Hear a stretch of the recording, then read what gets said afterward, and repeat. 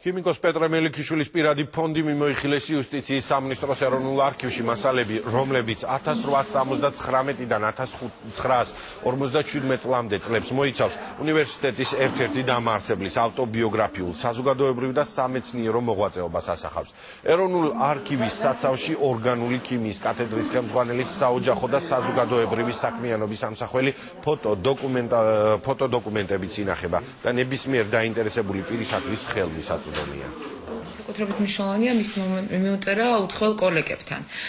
მას ჰქონდა ძალიან ინტენსიური კავშირი ამერიკელ-გერმანელ ქიმიკოსებთან, ეს იყო როგორც პირადი კონტაქტები, ასევე სამეცნიერო თემებთან დაკავშირებული ძალიან საინტერესო პუბლიკაციების განხილვა.